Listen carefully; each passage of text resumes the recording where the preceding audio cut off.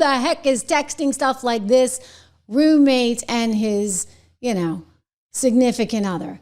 Who texts stuff like they did? The FBI, and I've got very, very good sources at the FBI, and I spoke with somebody pretty high up recently, and this person told me that, they're looking at everything. By the way, congrats to the FBI, for goodness sakes. I mean, what an amazing job. It was like 33 hours, and they got the guy, right? And as I understand it, not everybody wanted to release the photo, but thank goodness you got Cash and Dan there who had the common sense to say, let's get this photo out and make sure, because somebody's going to recognize him, right? So excellent job by the FBI. But here's my question. And I think that it's fair to say, and I know this from sources, that the roommate's not out of the woods yet. I know that there's, he's cooperating, whatever. But again, I get back to this. This guy, Tyler Robinson, was allegedly pretty smart, right? I mean, not even allegedly. He got a 4.0, graduated from school with a 4.0, got a 36 or a 34 on his ACT. I mean, I speak in SAT terms because, I am from the Northeast and we take SATs here. That would be like a 1550 on an SAT. So he's no dummy. So why would somebody who is absolutely not a dummy actually confess in a text message unless that person wanted to make sure that the feds found it and to make sure that the roommate was somehow never implicated in any of this? Because the roommate is like, wait, what? You did it? Wait, why? Blah, blah, blah, blah, blah. So I just think that is peculiar and strange. And I think there's a reason this roommate is not out of the woods. Apparently the roommate is cooperating. But then again, what is this text message about? Who would send a text message like that saying, okay, I got to get my gun, I this, that, and I did it. I had a chance to take him out, so I decided to do it. This is kind of unbelievable, all right? I don't think a smart person with the kind of scores that this guy had and the intellect that he supposedly had would actually be sending out text messages like that, right? I mean, what 4.0 student with high ACTs be sending this out? He writes, telling this guy, make sure you delete this exchange. And since, Trump's gotten into office, my dad loves him, blah, blah, blah. So, my dad could turn me in. It's going back and forth. That the feds are going to find that. So is this all about making sure that you protect the roommate so that the roommate is basically out there free and clear, saying, oh, how long have you been planning this? Why did you do this? Etc. I mean, those are not normal reactions. If you found out someone did that, I mean, you'd be horrified. There might be some crying emojis and you might go straight to the police, right? I don't think that you're going to see a text exchange like that. So that has my antenna up. And I do know that authorities are looking really hard at him, as they should, right? The FBI is looking at this roommate and they're paying attention to just exactly what he did or did not do. And, this is him. His name is Lance Twiggs. So he is a person of interest. And, unfortunately for him, if he had nothing to do with it, he's going to still go down in history. His name, his picture, it's all there, right? Because you were the roommates or romantic love interest of the guy who took out Charlie Kirk. There are a lot of questions. And many people believe that this was not something that was planned and orchestrated all by one person, Tyler Robinson. They actually believe that there may have been a whole lot more people involved. I mean, we're talking upwards of 20. I played you a soundbite yesterday from the hearing with Kash Patel, and you had Josh Hawley, the senator, asking him about this, and he said, yeah, it could be 20 more. Here's another soundbite. This is Senator Kennedy talking to him, and what you hear is, yes, indeed, that they don't think that he acted alone at all. Did Mr. Kirk's assassin act alone? As I've said since the beginning, Senator, it is very much an ongoing investigation, and I can't speak to the state charges. That's for the state to address on their own, but we are providing them with the same investigatory findings reporting the department. And as I noted to Senator, I believe it was Cornyn or Hawley, that there are a number of individuals that are currently being investigated and interrogated, and a number yet to be investigated and interrogated specific to that chat room. So we are very much in our ongoing posture of investigation. So others could have been involved? Yes, sir. Okay. Absolutely. That's where we are right now. So possibly a broader network of people that wanted to see Charlie taken out. Again, it came up with Senator Hawley asking about this. Reports have suggested that the FBI is investigating a broader network of groups that may have had some knowledge of the shooter's plans. Can you give us any details on that, following up what you already said in public? How's the FBI working to find other potential accomplices, folks who may have known about the shooter's plans, folks who may have encouraged him? Any update on any of that? So in terms of what we do for an interrogation perspective, we go and reach out to the family and community immediately. And we've conducted those investigations and interrogations with local law enforcement, and we're continuing to do that because those closest to the suspect are going to hopefully know the most about the suspect and his beliefs and his ideology. On top of that, unfortunately, it has been leaked that there was a Discord chat, and for those unfamiliar with it, it's a gaming chat room online that the suspect participated in. So what we're doing, we've already done, is serve legal process, not just on Discord, so that the information we gathered is sustained and held in a evidentiary posture that we could use in prosecution should it be decided to do so. And we're also going to be investigating anyone and everyone involved in that Discord chat. Okay, very good. I see the public reports that the Discord thread had as many as 20 additional users. It sounds like you're trying to run down all of that to see if that's accurate, who else may have been on that thread, what they may have known. Is that fair to say? And that's exactly what they're doing. I mean, but keep in mind, how difficult this entire process is. It's a lot of work, right? And they're getting a lot of information fed into them. They did an excellent job getting the guy in 33 hours. But again, they're looking at the broader situation. They don't think this is a lone wolf thing. It may have been planned out with some great detail. There's a lot of information online that suggests people knew this was coming. John Solomon has done some reporting on this from Just the News, in which he talks about a specific radicalized group that was living up in the mountains outside Salt Lake City. And Kash Patel was asked by Hannity about this particular group. Let's go to the sound. John Solomon, who I'm pretty sure you know, had a piece out there about a radicalized group close to the area, up in the mountains. They seem to be very radical with the same agenda. Does that concern you, what you're seeing? All of it concerns me, Sean, but I can't divulge every investigative step we're taking because I don't know. I don't want to disclose who we're going after and why we're going after them. Obviously, it's been leaked about this Discord chat, so we're going to discuss it a little bit. But what the FBI does is identify, catalog, and bring in experts. That's what we were doing. Round the clock, flying in people, evidence response teams, hostage rescue teams, special operators on our FBI planes, and transporting evidence back in real time from the crime scene in the West Coast to our labs in Quantico to address the situation of forensics immediately. And you highlighted the screwdriver that was found on top of the roof. Amazing job. Okay, amazing job by them. But the job's not done yet. The job's not done yet because right now we got a big fear about these radicalized groups. And the FBI, as I said, is looking into some 20 suspects. And, you know, the president weighed in on this. We got a lot of radicalized groups on the left. Let's listen to him here yesterday in the White House. Your FBI is investigating the potential role of left-wing organizations in the assassination. I'm wondering if you think if Charlie Kirk's assassin worked alone or if he worked with you. I don't know. I mean, I can tell you he didn't work alone on the internet because it seems that he became radicalized on the internet. That's just by watching same things that you're watching and hearing. It looks like he became radicalized over the internet. And it seems like his wonderful parents brought in a wonderful neighborhood, smart guy, great boards, great marks, great student. And then something happened to him over a fairly short period of time. It looks like he was radicalized over the internet, and it's radicalized on the left. He's a left. We have a lot of problems with the left, and they get protected, and they shouldn't be protected. But as you understand, I think very well from the tone of your question. Thank you very much. Yeah. Wow.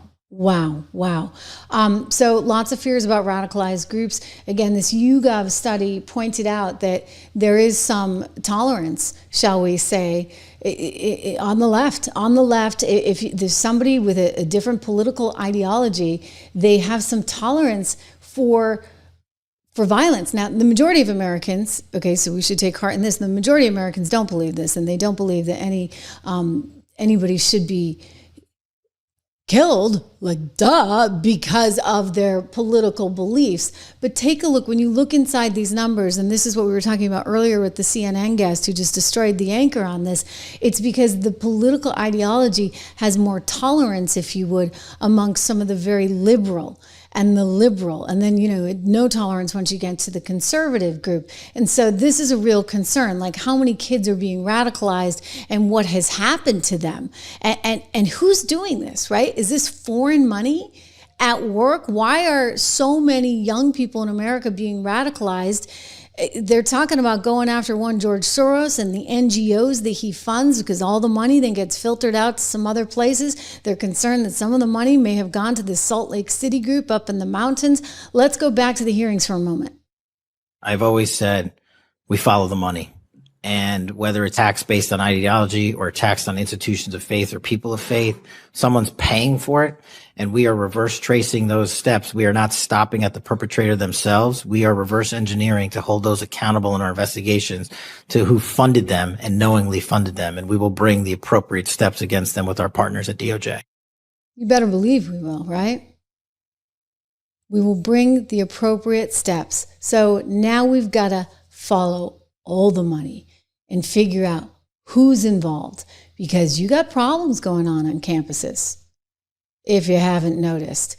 There's a citizen journalist, David Kayet, who was on Twitter and did this. He went, I guess, to a university in Georgia and was stunned by what he saw just days after the Charlie Kirk situation. I mean, it breaks your heart. Watch.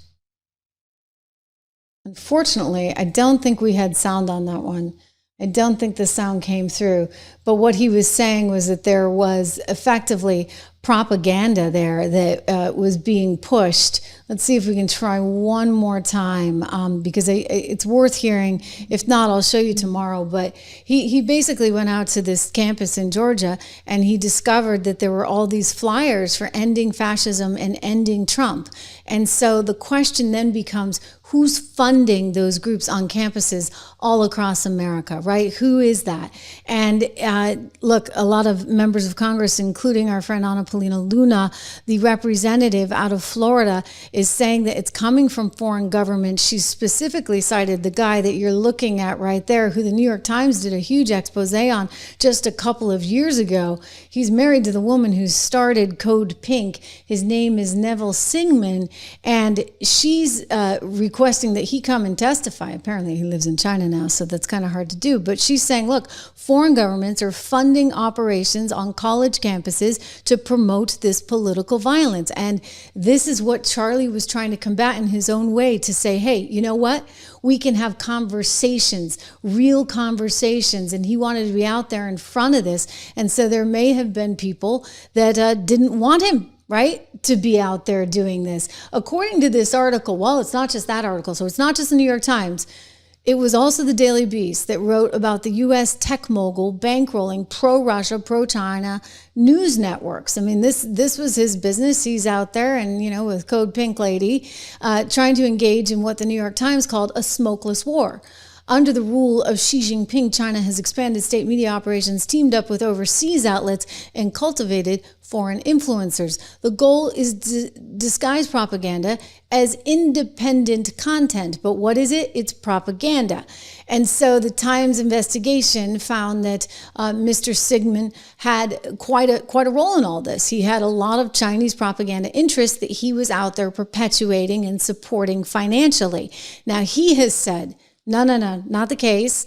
He said, quote, I categorically deny and repudiate any suggestion that I am a member of, work for, or take orders from any, or follow instructions from any political party or government or their representatives. I am solely guided by my beliefs, which are my long-hold personal beliefs. Of course, is he getting paid? I mean, isn't this part of his business to actually push this stuff? According to the article, he married this code pink lady, Jody Evans. And apparently she used to be like anti-China because of the Uyghurs. But then, when she married him and she suddenly changed her mind. They had some kind of who's who of progressivism at their wedding in Jamaica, including they had the co-founder of Ben & Jerry's. One of those guys just quit, just resigned. He doesn't like that Unilever is trying to tell him what to do. They started as a little company. He's a communist that somehow made millions, billions probably off of that business. Anyway, this is the concern, right? He's got a company called NewsClick. And basically, they sprinkle all these Chinese government talking points all over their videos. And they have all ways of cross-posting these videos, etc., to try and perpetuate a worldview out there that would be pro-China and would sow discord amongst the U.S. and the U.S. citizens. And so the fear at this point is that the PSL group, which is backed by him and is a communist organization, that's actually receiving tons of money through him, and he's channeling that for negative purposes. I mean, I know that people look at Soros as well and say, what is he doing with his money? But one of the concerns here, according to an interesting Twitter account, which I encourage you guys to follow, Data Republican, is that National Network on Cuba has a member of U.S. organizations that readers of my feed, she writes, will find familiar, including Code Pink, right? The one that Jody runs. She's married to Neville. Alliance for Global Justice, Democrats, Socialists for America, and here we go, Armed Queers of Salt Lake City.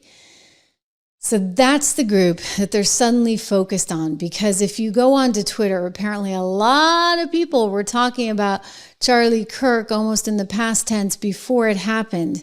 And there were some music things. I mean, we talked about that the other day on the show, that there were some songs with really horrific titles that seemed to suggest people knew things before they happened. Here's their logo, again, Armed Queers of Salt Lake City. And it's now being looked at. Sources can confirm that this is a group that is being investigated. The Washington Examiner did a story on them. We also see that the New York Post has done a story. The New York Post is looking at this as well, and sources are confirming to the New York Post that, in fact, this is a group that is being examined. And I quote, the feds have widened their investigation into the assassination of Charlie Kirk to determine whether any of these groups, online groups, had any connection with him.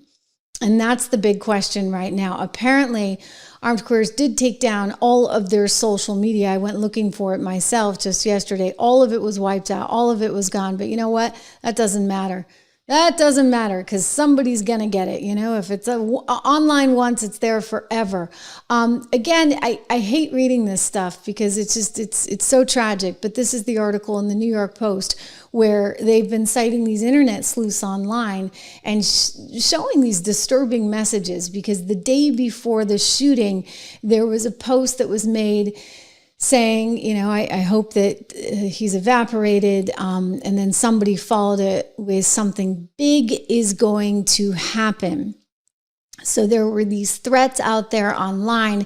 And now the question becomes, how credible were those? And is there some other group that maybe was getting financing from enemies of America? I mean, look, we're all adults here. And I think that you got to take all of this into question. It's the reason why people were worried about TikTok, right? Being run by China, because just look at the things that we saw on TikTok. It's just atrocious. I'm not showing any of those things here. Trust me. But the sentiment that somehow that this was justified or okay is pretty awful. Think about the Oxford guy, right? Who ran the debate team, who debated Charlie, for goodness sakes. And he actually said, in some cases, these institutions, they're so arcane that you actually need to resort to violence to take them down. He believed in that. That is a viewpoint of extremism. That is never, ever where we want to be. Arnold Schwarzenegger gets that. Let's go to Arnold, because Arnold, he's setting the record straight here. Arnold Schwarzenegger's impressing me a lot lately. I know he's had his problems in the past, but you know what he said? How sad he was, because this should never be the way, right? Like, we have a wonderful, wonderful country, and we need to keep it that way. Our freedom of speech is everything. It is the First Amendment. And just because you don't agree with someone doesn't mean you do this. Here is Mr. Schwarzenegger. Very upset that someone's life was taken because they have a different opinion. I mean, it's just unbelievable. I mean, this was a great communicator, a great advocate for the right, for Republican causes. And he had such a great way of communicating with the students that agreed or disagreed with him. And I just thought about, it's a human being. A human life is gone. And he was a great father, a great husband. And I was thinking about his children. They will only be reading about him now, instead of him reading to them bedtime stories. I mean, it's just unbelievable of what is going on. So I was shocked when I saw this, as we all were. Yeah. I was shocked. Arnold was shocked. We were all shocked, and we all are asking the same questions, like, how could this have happened? Who is funding this? Who are the radical groups allowing for this on college campuses? I believe we do now have the audio I wanted to show you from this independent reporter, David Kayet, I believe is his name, and he was in Georgia out there trying to figure out how it is that so soon after a tragedy you would see something like this. Let's watch. We're here at Georgia Tech University in Atlanta, Georgia, and the first thing I see when I come to the campus is the fall of the Trump fascist regime beginning November 5th, 2025. RefuseFascism.org needs to be investigated. 2028 is way too late. Trump must go now. If you walk with me here, we have another sign. This is the scary part. The time has come for the fall of the Trump fascist regime, beginning November 5th. No, in the name of humanity, we refuse to accept a fascist America. All over the campus, similar signs. No, in the name of humanity, we refuse to accept a fascist America. RefuseFascism.org, followed by a sign that we already read. This is happening all over this campus. So you got to ask yourself, when you see posters like this nonstop, what are they advocating for? Are they inciting certain events that we have seen recently? The time has come for the fall of the Trump fascist regime. The time has come. I want to say that again. The time has come. That is what left-leaning organizations on college campuses at Georgia Tech are propagating to college students. So when I walk around and I ask students, do you condemn the murder of Charlie Kirk? And they say no, it's most likely because of stuff like this. I mean, I'm blown away. I don't know how anybody could be so desensitized that they wouldn't condemn this. And, you know, something's going on, okay? Something's going on. And we, as Americans, as adults, have a responsibility to do a better job guiding our kids and to get all of this craziness out of there. I mean, you just can't have this kind of negativity in the educational system. You can't have it in our society. So there's going to be a lot of work that is done.